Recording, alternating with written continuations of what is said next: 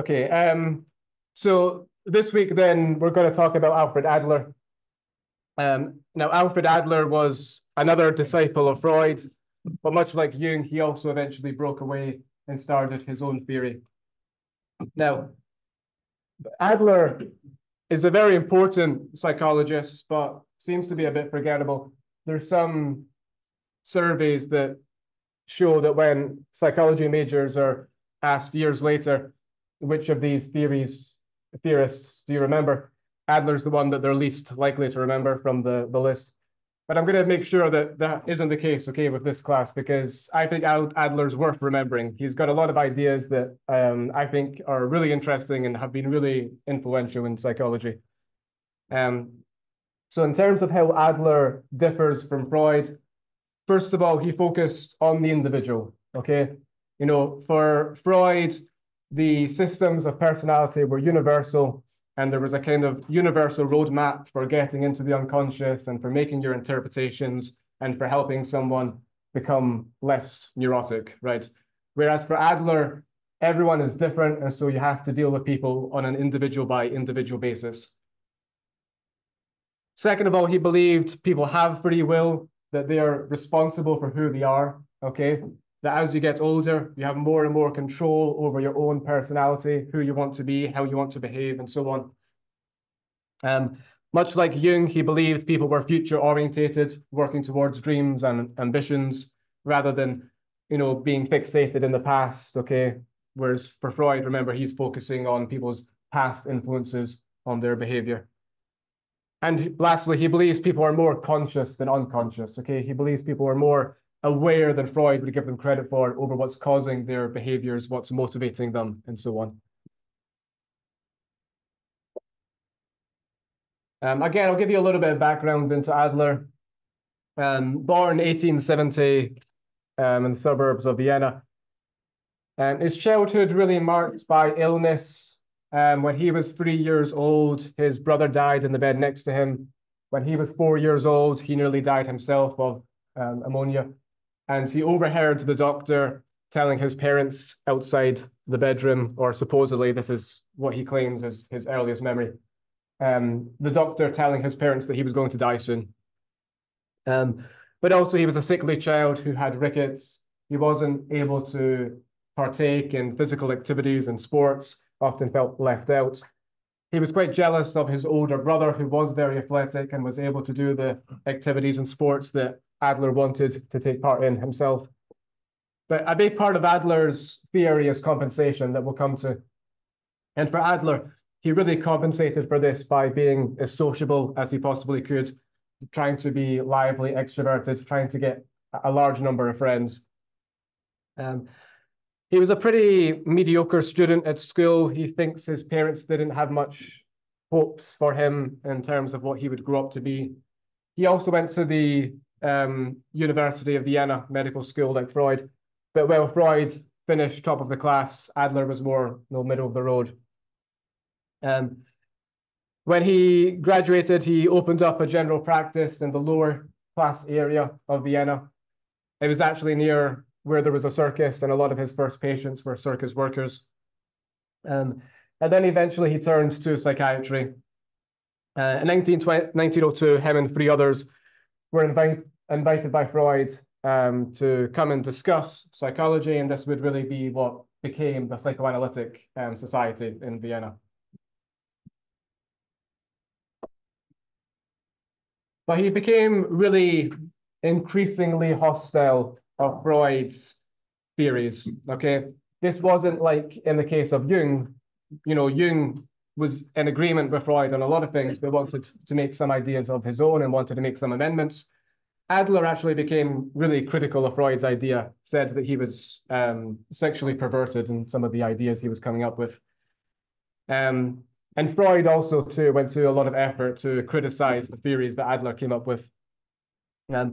Adler was even said to have become quite neurotic when he was kind of identified as having been a follower of Freud. Abraham Maslow tells a story when he was at a restaurant in New York and he bumped into Alfred Adler and he recognized him from, you know, the society in Vienna. and said, you know, aren't you friends with Freud? And apparently Adler made a scene in the restaurant because he didn't like being associated with Freud. He wanted to be kind of known for his own theory and as his own person. In 1912, after completely abandoning the psychoanalytic society in Vienna, he started his own society called individual psychology. It's still around today in terms of it being a journal, and there is still an annual conference for individual psychology. So it's a small subfield of followers, if you like, within psychology, but it's still significant.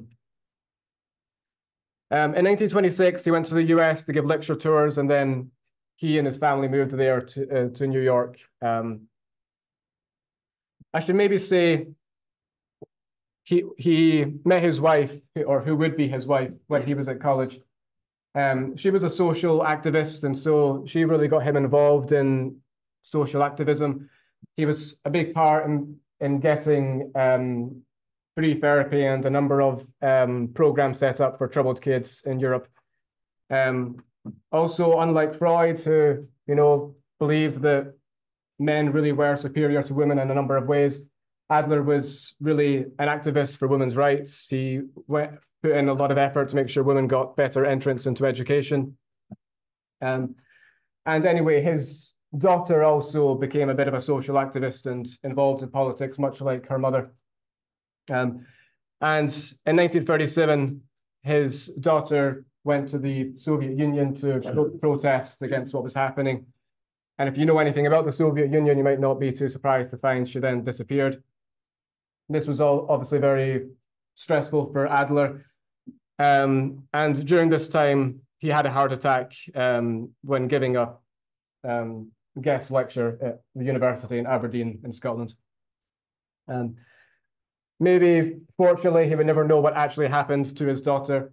It wasn't actually until Albert Einstein petitioned the Soviet Union to release what had happened to Adler's daughter. She had been sent to the gulags, and then she had died there shortly after being sent. When Freud heard about Adler's death, he was said to have said, "For a Jew boy out of a Viennese suburb, a death in Aberdeen is unheard of in itself, a proof of how far he had got. The world rewarded him richly for having contradicted psychoanalysis." So, you know, even to the end, not really a big fan of Adler, still pretty critical. I should also maybe say Adler didn't publish a whole lot.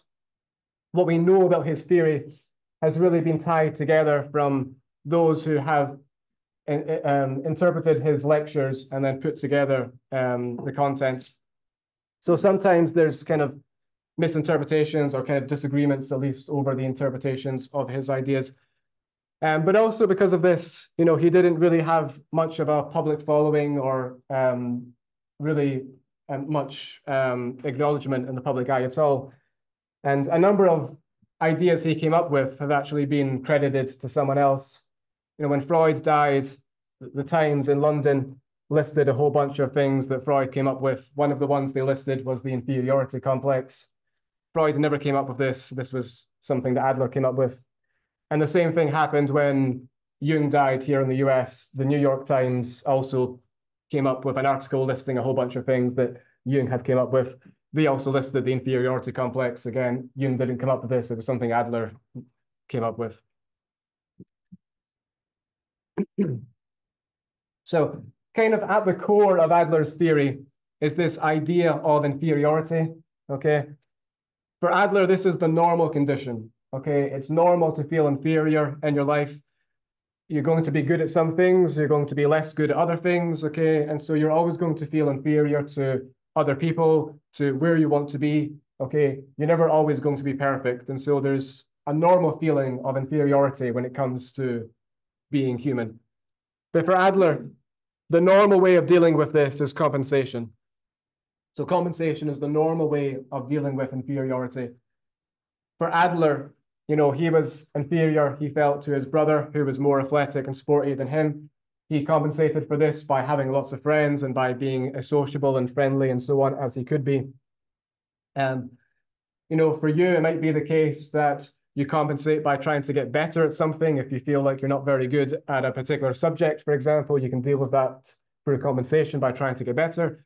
Or you could compensate maybe by being better at something else. If you're not very good at sports or very good at music or art, whatever, you identify with the fact you're better at something else, okay, that you're better at school or music or whatever it is that you're actually finding that you're good at. So we all have ways of compensating, okay, whether it's, seeking acceptance, other ways, putting our energy into things that we're good at, or trying to get better at the thing we feel we're not so good at. But some people never get over this feeling of inferiority, okay? They can't successfully compensate, okay? And so for these individuals, Adler would say they have an inferiority complex, okay? So, this is when one is so consumed by feelings of inferiority that they just feel like they can't compensate, that it's then having a very detrimental effect on their life, right? It's becoming something that they're always thinking about, they're preoccupied with, that they're maybe very defensive about, that they're maybe trying to hide from others, okay, maybe trying to distort reality, okay, by trying to come across better than they actually are.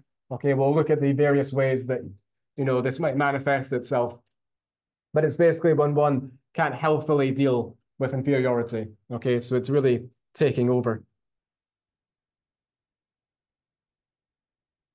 And for Adler, there's three main reasons for inferiority, or three main causes, okay, that might lead particularly to unhealthy feelings of inferiority.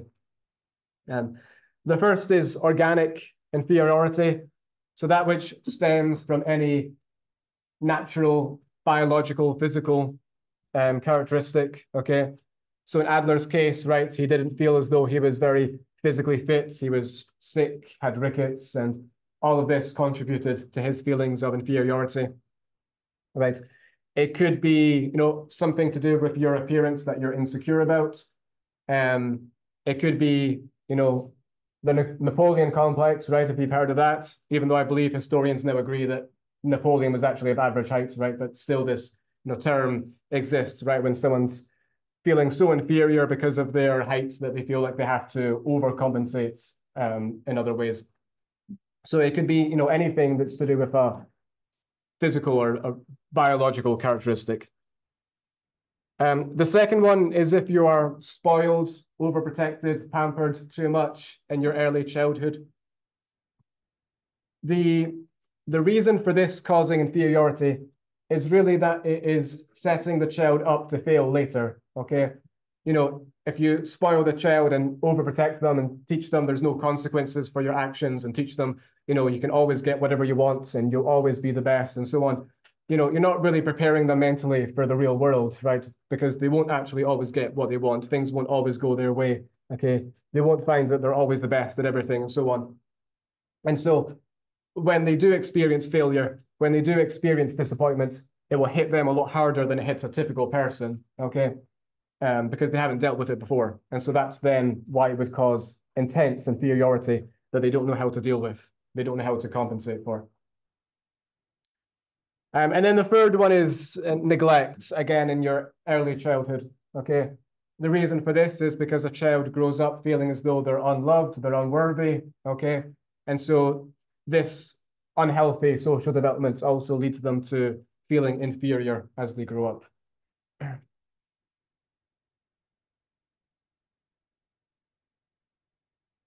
Any questions so far?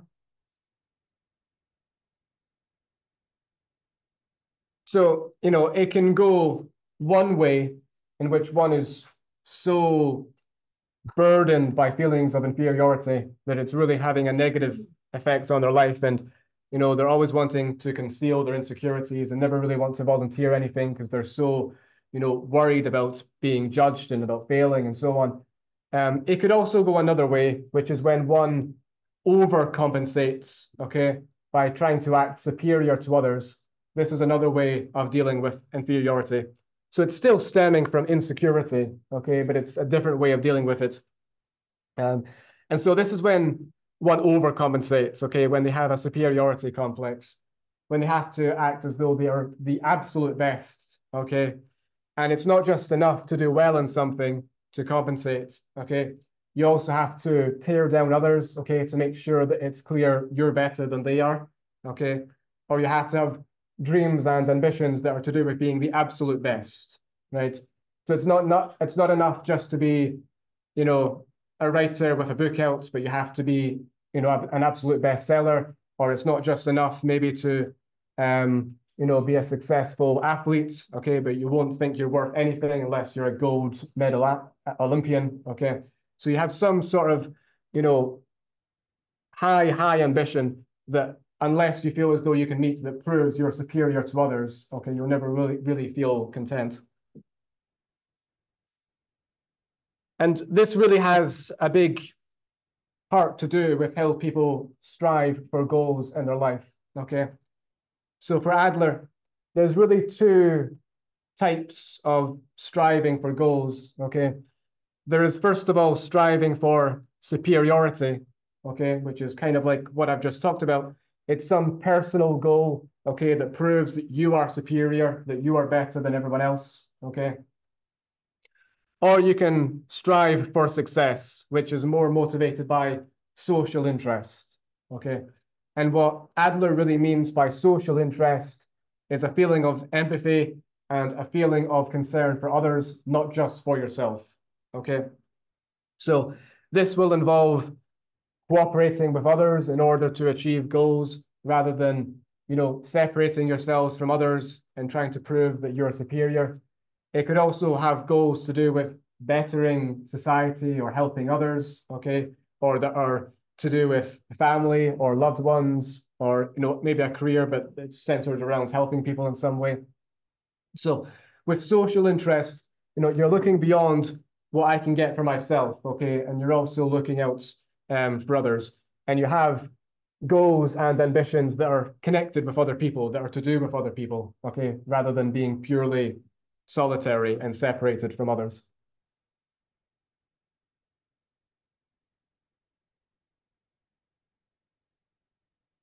I should point out, you know, a lot of Adler's ideas are pretty simple, pretty basic, but Adler didn't want a theory of personality that was only to be understood by theorists and academics and researchers and clinicians.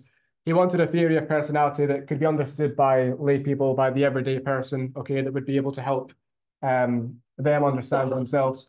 He also had a degree of belief in self-analysis, okay? You know, maybe not for extreme mental illnesses and so on, but, you know, if you were having some, you know, minor psychological disturbances or wanted to better yourself in some way, he believed that, you know, people could help themselves, you know, through self-analysis. You didn't always have to go to a trained clinician. Okay, finalism then, the idea that we're motivated towards a particular goal, okay? And again, this could be striving for personal superiority, this personal goal you have, or it could be some societal goal, okay, which would be for success, okay, which involves social interest. So finalism is just the process, okay, of being motivated towards this final goal that you have. The final goal itself, okay, will be unique. It differs from person to person, okay? It could be, you know, wanting to be the best mother possible, or wanting to be a doctor who helps many people, or it could be wanting to be a singer, or, you know, it could be any kind of pursuit that you have, okay, that is important to you. For Adler, the final goal can certainly change, okay, as people get older, but quite often Adler believed it's set quite early in life, okay, about 4 or 5 years old is when one then begins to work out what the final goal actually is. And we'll come back to this, but what we see in Adler's psychotherapy work is he would often ask people, what's your earliest memory? And, you know, their earliest memory would usually be around this time, 4 or 5. And for him, the earliest memory was actually tied to the final goal. Okay, whatever the earliest memory they have, it could give some sort of insight into what kind of final goal they were working towards. But again, people can change their final goals. Remember, Adler believes people have free will, that they're more conscious than unconscious. So he believes in this idea of creative power, okay? And that people are free to shape their own personality, their own motivations, their own thoughts, behaviors, and so on, okay?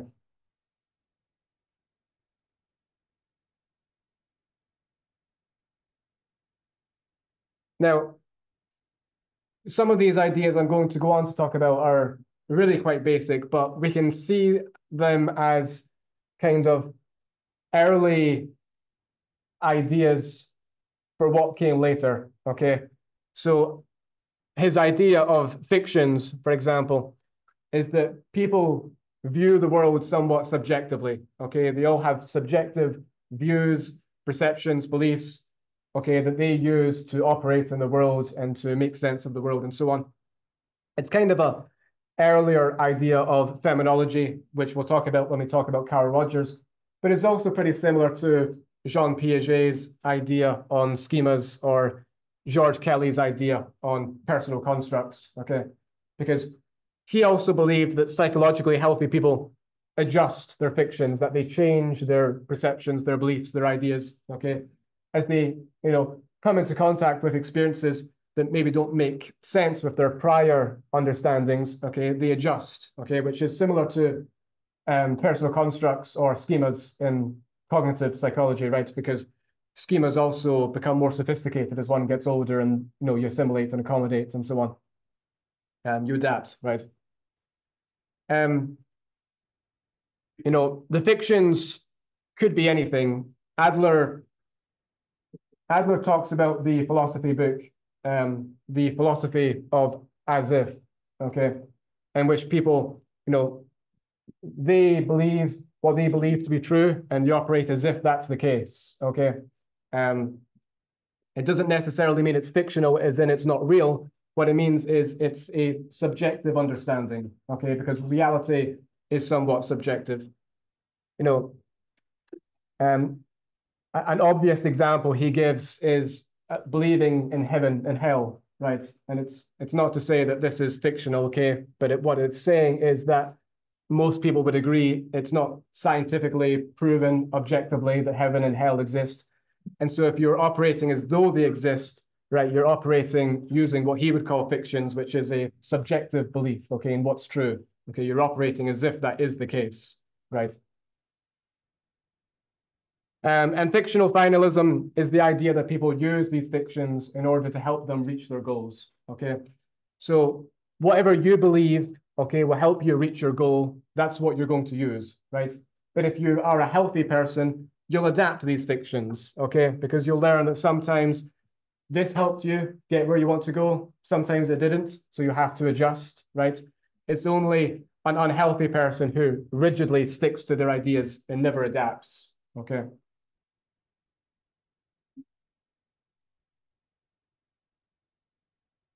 Any questions so far?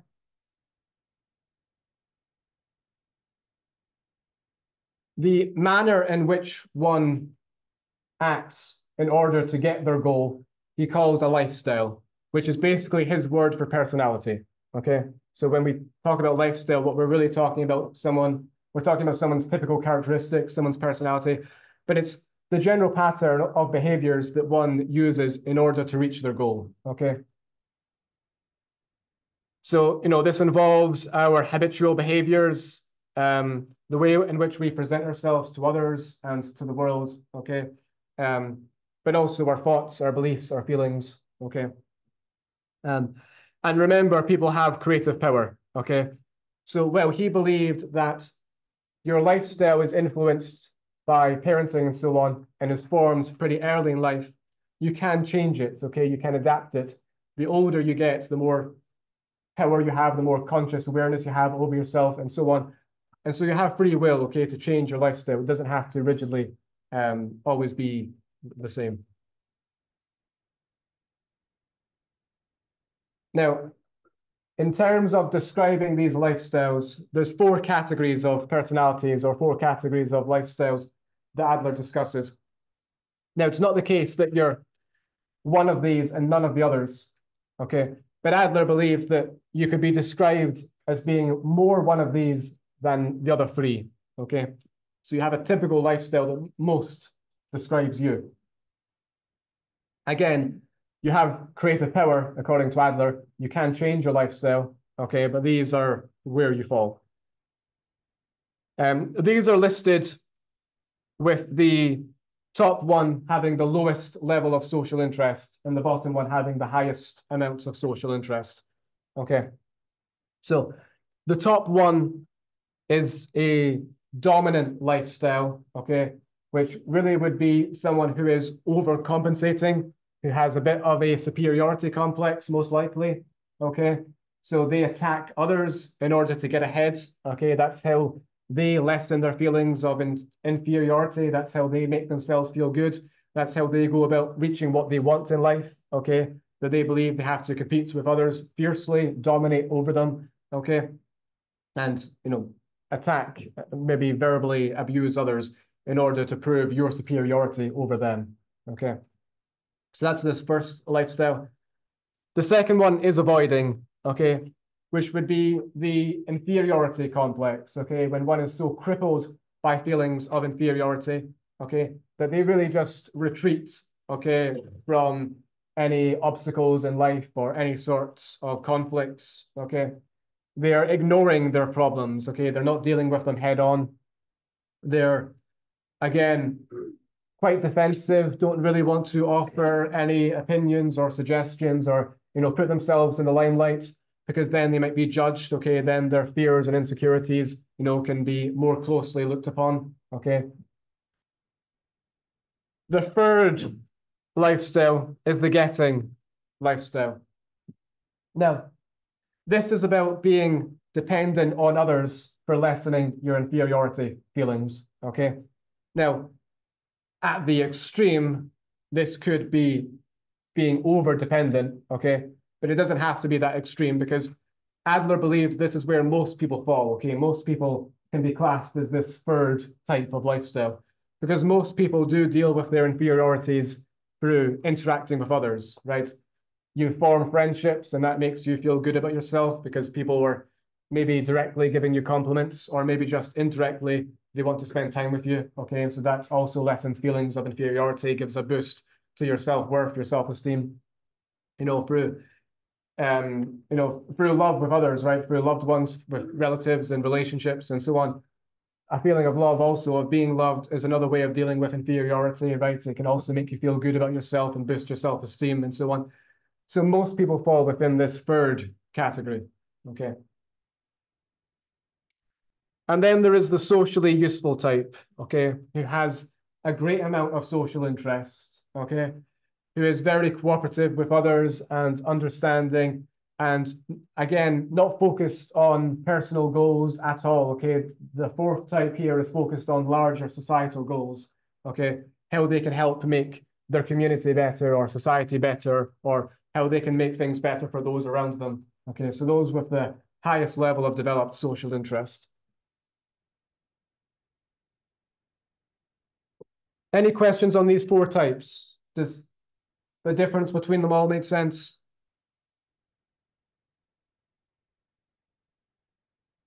Yeah.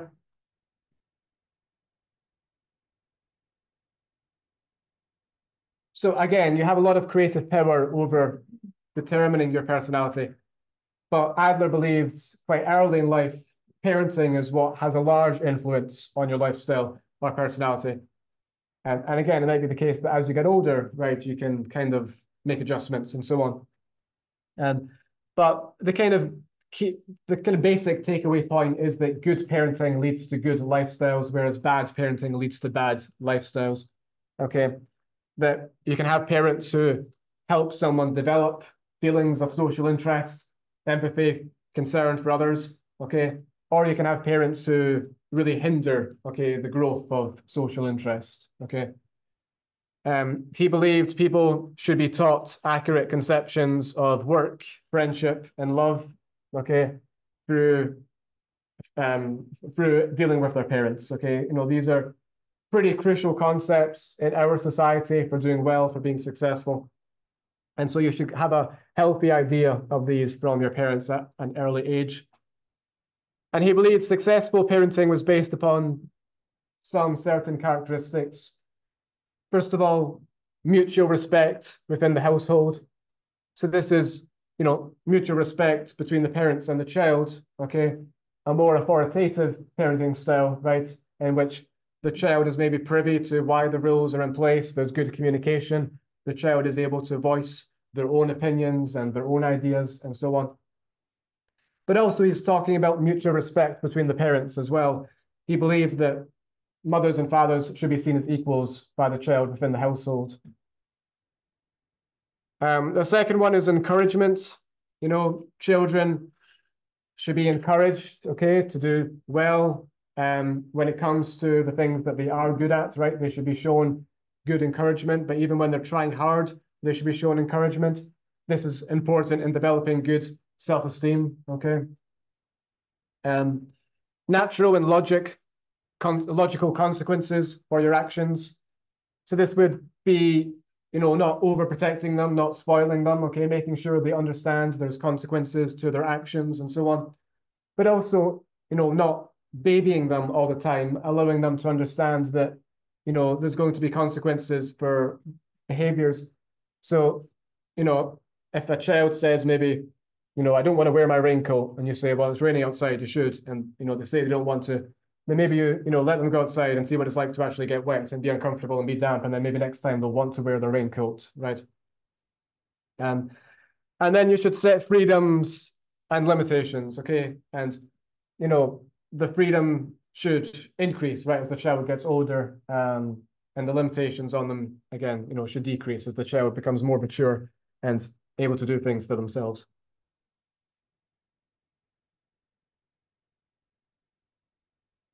But not all children have good parenting, right? Not all children experience these ideals of good parenting and have these good, healthy outcomes for their social development.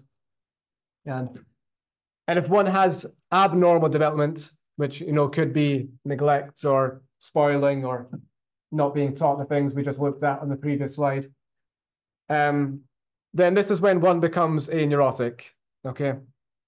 And this is when one, you know, feels a very intense blow when it comes to any kinds of criticism, okay? Because they're so defensive, okay? They're so, you know, vulnerable to feelings of inferiority, okay? That it hits them much, much harder. And so a neurotic is going to be the prime candidate for someone who develops an inferiority complex or a superiority complex, right? Now, Adler came up with a list of safeguarding tendencies, okay, which are ways in which neurotics deal with their feelings of inferiority. Now, there's some similarity here with Freud's defense mechanisms, but there's some important differences, okay?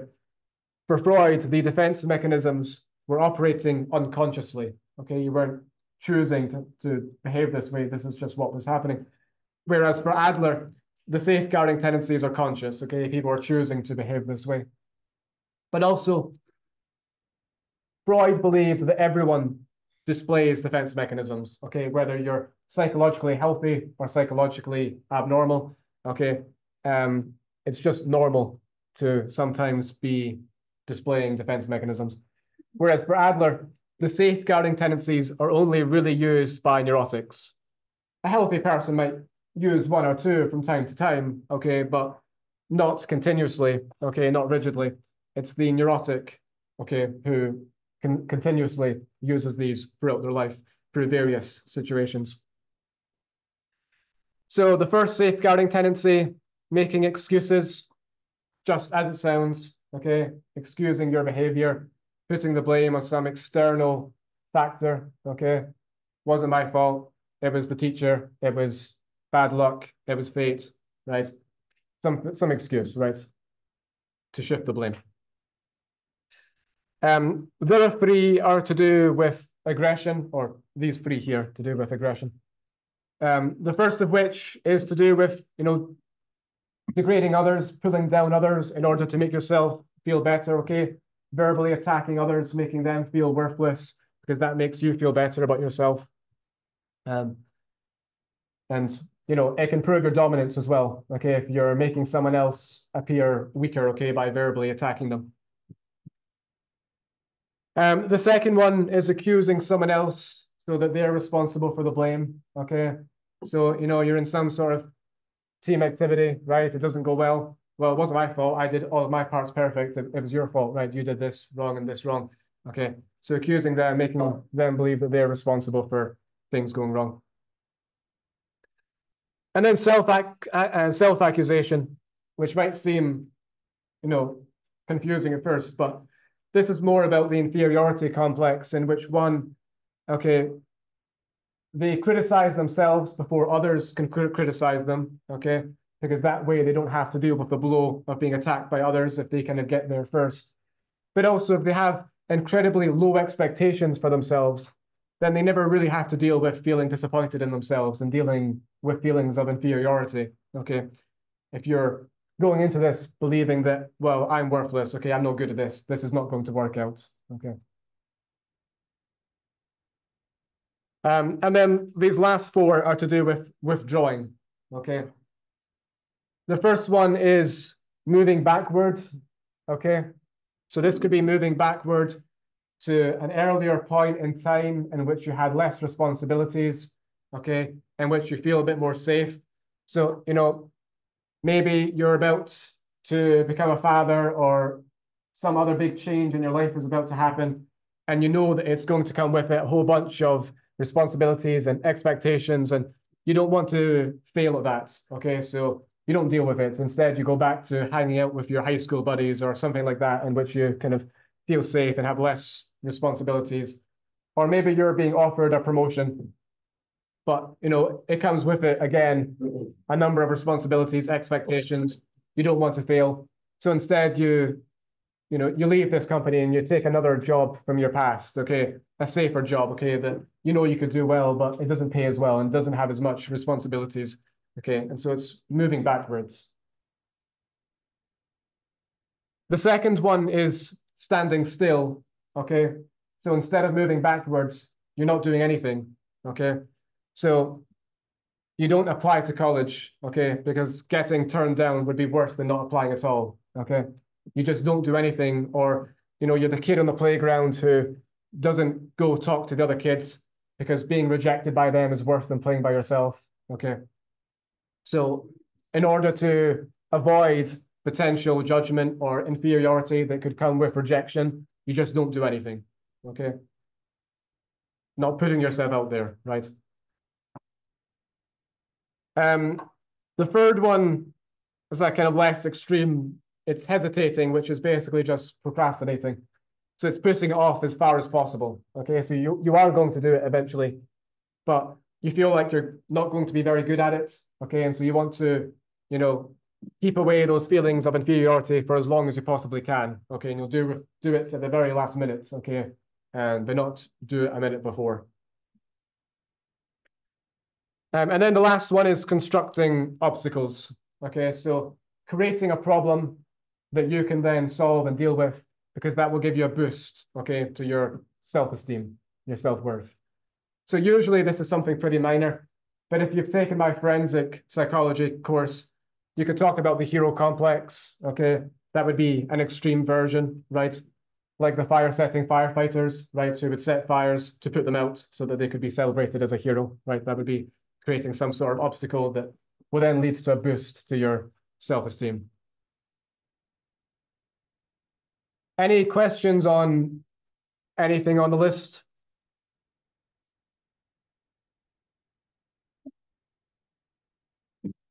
Do all make sense?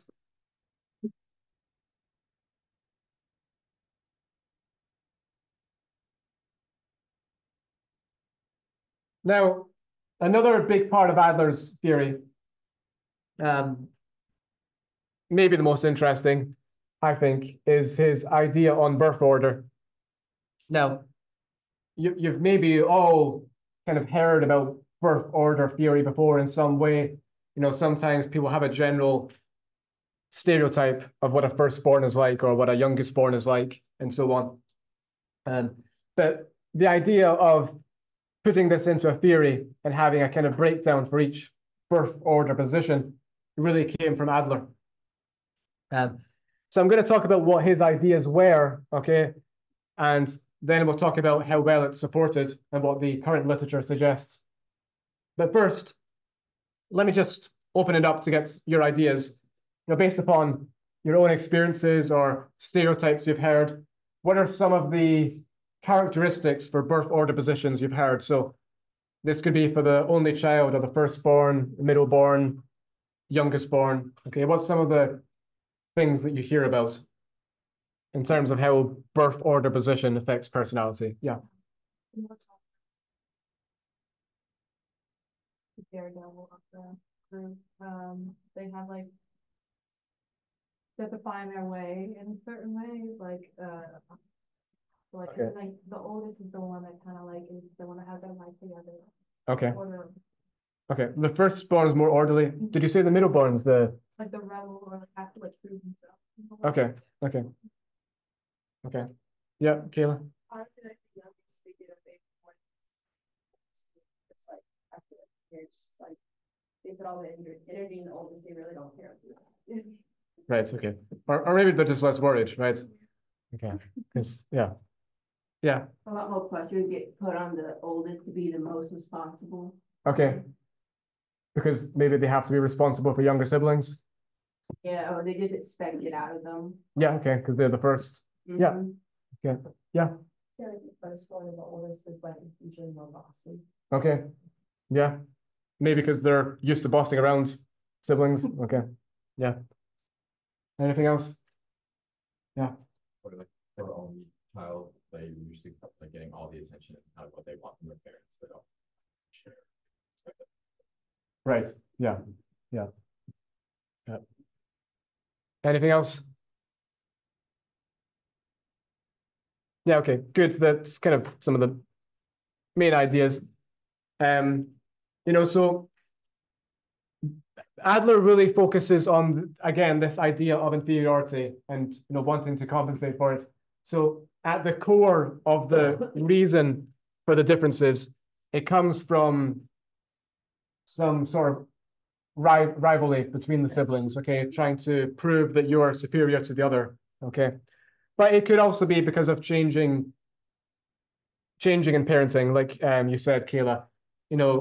Quite often parents are a bit more worried and anxious when it comes to the first, okay, and then they become a bit more relaxed, okay, with their future children. So I'm going to talk about first what Adler said, okay, and then we'll talk about whether it actually is supported by the research or not. One of you said middle child. Adler didn't mention middle child. He just has firstborn, secondborn, youngest child, only child. We'll see other researchers have identified a field of middle child, okay, that's kind of separate from the secondborn. Because you could be, secondborn and youngest, or you could be middle child with, multiple siblings either side. Okay, so the firstborn, according to Adler, grows up being the focus of attention, okay? And they experience dethronement when the secondborn is born, okay? So, they're dethroned, they're no longer the center of attention. Now the younger sibling is. And this comes with it a battle to regain supremacy, okay? To, regain the parents' attention, okay? To regain the central focus on them.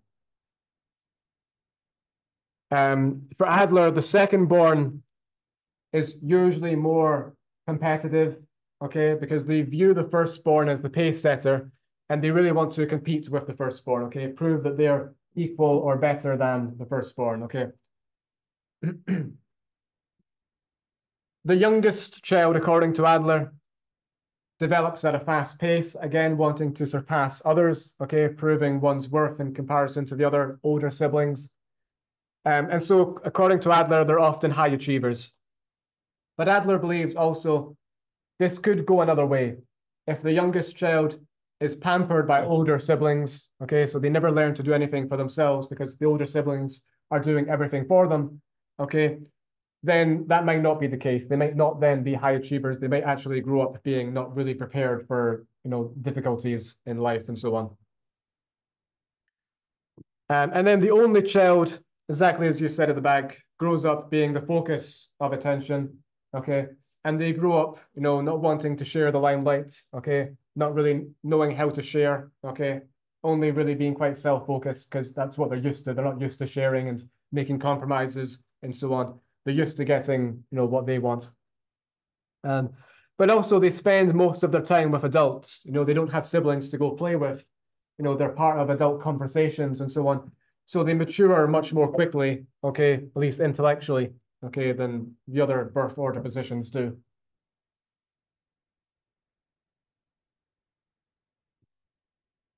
So is there any evidence that backs any of this up? Well, yes, firstborns are more socially obedient. They are more closely supervised, okay, by their parents. Parents do become more relaxed with their future children.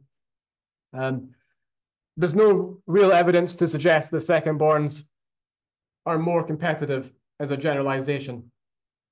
What we'll talk about later is that it kind of depends upon the age gap between the first and secondborn. And there is then some association with whether the secondborn chooses to go in the same field as the firstborn or whether they choose to go into a different field than the firstborn, depending upon the age gap.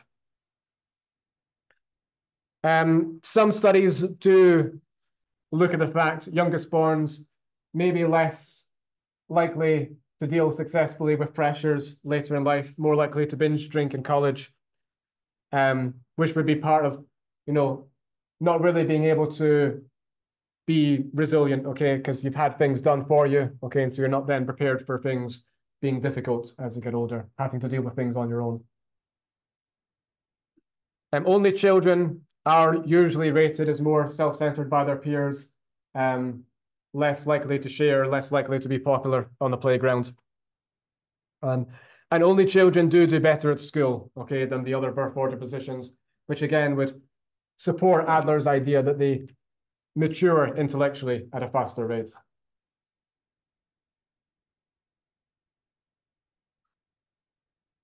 But according to the biggest reviews on personality, birth order basically has zero effect outside the home on traits like the Big Five. Now, what I'm going to come to is that I think most of this research is pretty bad research, okay? It's ordinal birth order position, not looking at the age gaps whatsoever. So you give someone a survey, are you the firstborn, secondborn, thirdborn, so on. You fill out a personality survey. Is there a correlation between the position and a particular trait? Okay. So someone who's, a secondborn, but 10 years younger than their firstborn is treated the same as a secondborn who's 1 year younger than the firstborn. Whereas in reality, are they actually going to be acting the same in the home? Is the relationship going to be the same between those siblings? Obviously not. Okay, so the best birth order research looks at what we call psychological birth order position, which takes into account the age gaps between the siblings. Okay, it's much more difficult research to do. Okay, it's more laborious and time consuming. But what we'll find is that there is more significant, interesting results from that type of research. Okay, rather than the classic, but I would say lazy, ordinal birth order research. Out of this research, though, the part of Adler's theory that's most supported is that only children and firstborns intellectually mature at a quicker rate than any of the other birth order positions. And there are a lot of studies, okay, looking at this. I'm just giving some examples here, but a number of studies that show firstborns and only children have higher IQ, do better in school, more likely to get a higher level of education, okay, and so on. So a number of studies here, firstborns do better in academic settings, complete more years of education, higher IQ. One study of nearly 250,000 army recruits in Norway. The older sibling higher on the IQ test than the younger siblings. Nearly 500,000 European men, firstborn, significantly higher IQ than the secondborn significantly higher than the thirdborn, and so on. Okay, so we have a lot of research suggesting that firstborns, only children, do better in school, intellectually, in education. Why might this be? The most popular explanation is Zajunk's confluence theory, okay, which is that, most of the research is on firstborns. Firstborns, in comparison to laterborns, spend more time with adults. And so they're exposed to more adult conversation, okay? Secondborns and thirdborns, so on, they play with their siblings, okay? Firstborns, they play in the same room as the parents, okay, who are talking, talking to friends and aunts, uncles, grandparents, okay, talking to each other, okay? And so just being exposed to this adult conversation from an early age, okay, improves your own verbal intelligence, especially, okay? And certainly even at an early age, firstborns can report knowing more words, okay, than younger-borns do, and do better on verbal fluency tests, okay? Now, this would suggest that single-parent families are at a disadvantage, right? Because the firstborn isn't being exposed to conversations between the two parents. But obviously that can be moderated if the single parent is having frequent conversations and frequent visits from some other family member, right? Like a grandparent or an aunt, uncle, or a friend even, okay? There's someone else who's regularly in the home who the firstborn child is, soaking up conversation from, okay, when listening to them.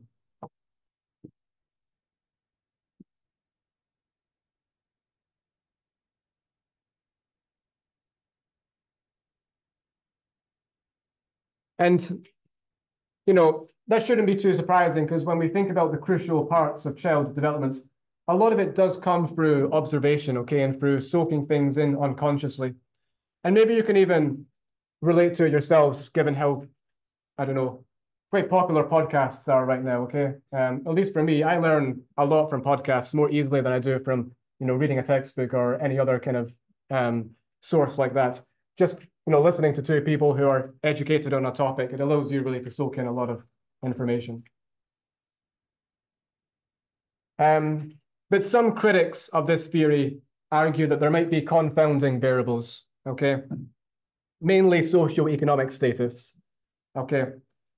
That the families with less children, okay, usually have higher socioeconomic status. And so this might mean better resources, better education for those children, which might be contributing to higher IQ, better education, and so on.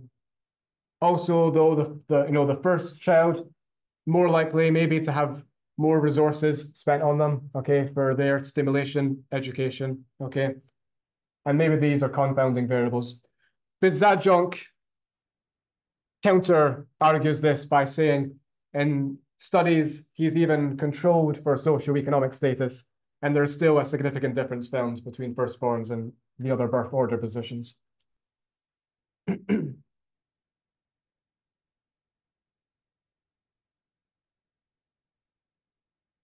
So I mentioned psychological birth order position, okay? Now, like I say, what this does is it takes into account the age gap between the siblings, okay? And for two siblings to actually be considered siblings from a research point of view, they have to be no more than 5 years between them, okay? It differs somewhat depending upon when one goes to school. In Scandinavian countries, for example, children go to school at 7 years old, so that's the age that we would use. But in most Western countries, 5 years old is when one begins going to school. And what's different at this age is that one then spends their time with peers and classmates rather than their siblings, okay? So you're only counted as siblings if you're 5 or less years apart, okay? So, in ordinal birth order position, it's just what birth order position are you, okay? Firstborn, secondborn, thirdborn, okay? And then we're using it as ordinal data, okay? And then looking for a correlation between that and some personality survey result. In psychological birth order position, we have to work out, are you only child, oldest, secondborn, middleborn, youngest, okay? It's more time-consuming research, okay? And you're using then categories, okay, rather than a rating system, okay? And to give you an example of how this would look, so we have a family here of 5 siblings, okay? Pete is the youngest, okay? Holly's 9 years older. His brother Kyle's 10 years older. His sister Lucy is 17 years older than him, and his brother Steve is 20 years older than him, okay? In ordinal birth order position, it would just be firstborn, secondborn, thirdborn, fourthborn, fifthborn, okay? And then see if there's a correlation, okay, with personality traits. But it's not really taking into account how Pete actually feels, right? Because he probably didn't even grow up in the same home as Steve. You know, Steve was probably already at college, okay, by the time that Pete was born. So these older siblings would not have had much influence on his development, right? So from a psychological birth order position point of view, this is how we work it out, okay? In this way, there's actually three families, if you like, okay? Pete is an only child, okay? Because the next one up, Holly, is 9 years older. It's more than 5 years apart, okay? She's had little influence on his development. It's unlikely they were playing a lot together, right? When he was, 0 to 5 years of age. So Kyle is only 1 year older than Holly. So they're classed psychologically as siblings, okay, for the birth order research. But Lucy then is 7 years older than Kyle, okay? So she's not counted as a sibling for him, right? Because they're more than 5 years apart. And Steve is only 3 years older than Lucy. So here we have a firstborn, a secondborn, a firstborn, a secondborn, an only child, okay? That's how they would be categorized for psychological birth order position research. Yeah. What if they're like really close in age? Like my brother's like 13. Yeah, then they would still be firstborn, secondborn. Yeah. So it doesn't matter how close they are in age. No. Yeah, so long as it's less than 5 years. The only possible exception to that would be twins, right? But I've heard different perspectives on twins, because even in twins, one is still born before the other, right? And some argue that there's then still some birth order position effect, but probably less likely in a case like that. But 13 months apart, we would still expect the birth order position effects. Yeah. Any other questions? Does everyone understand how this is being worked out? So it's a family of two siblings, an only child. Yes.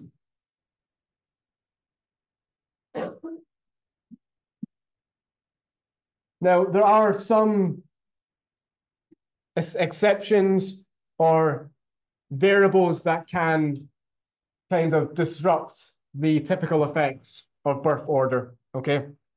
The first one is traditional gender roles taught within a home.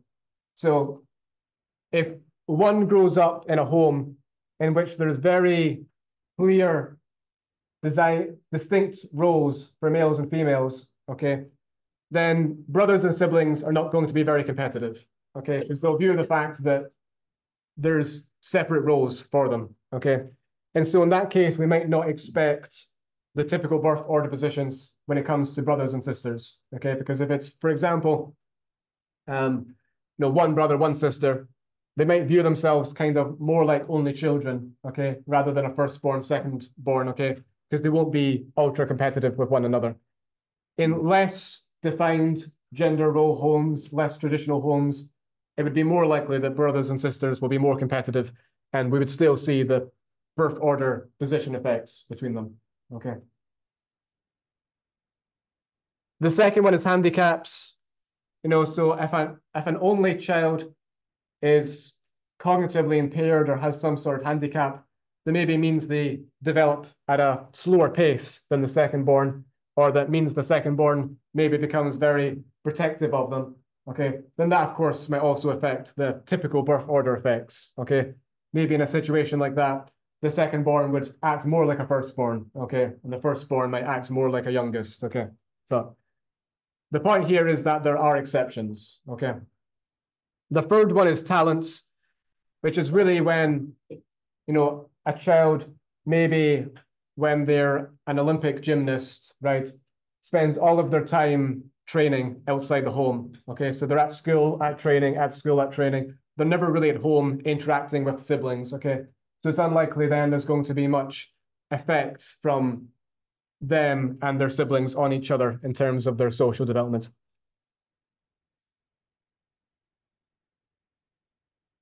So there are exceptions, okay? It's not the case that, you know, you're only one of these. You know, it can be the case that you're maybe some characteristics of both, okay? If, you know, for example, you're the second born and the youngest, right? It might be the case that we see some characteristics of a typical second born, some characteristics of a typical youngest. But these are just generalizations, okay, that we find fit people on average, okay? Okay, one last thing I'll talk about is the teeter-totter effect, which is the finding that how similar first and second borns are in terms of the field they go into depends upon the age gap. So if you have a firstborn and a secondborn with a small age gap, okay, then the secondborn grows up believing I can be just as good at that as the firstborn if I work really hard. If I, you know, train nonstop, if I work really hard at this, I can be just as good as the firstborn. And so it's likely they'll go into the same sport or the same subject, okay, whatever it is that the firstborn's going into, and they'll want to be competitive with the firstborn. But if there's a large gap, you know, maybe 7 years, that gap can't be overcome, right? And so the secondborn develops a strategy of doing well in what the firstborn has ignored and ignoring what the firstborn has done well in, okay? So if the firstborn has done well academically, the secondborn instead will do well at sports, okay? Or put their attention into music, okay? If the gap is too large that the secondborn feels as though they can't compete with the firstborn, they choose a separate, distinct field, okay, to do well at, because they can prove their worth that way, okay? They can prove that they're worthy at this because the firstborn isn't good at this because that's what they've ignored, okay? So that's the teeter-totter effect. Make sense? Any questions on it? Yeah, Kayla. I had a question on talent. So like, if one sibling's like better at something than another, and they're like spending all that time, wouldn't that bring like a rivalry? Because like the sibling may feel like they're getting like more of these specific. I think though, if the firstborn is so good at this, kind of like a large age gap, it would be seen to the secondborn that they can't get that good, okay? And so that would kind of disrupt the typical effects. Yeah. Anything else? Okay, I'll pick it up there next time then, okay? Thanks, everyone.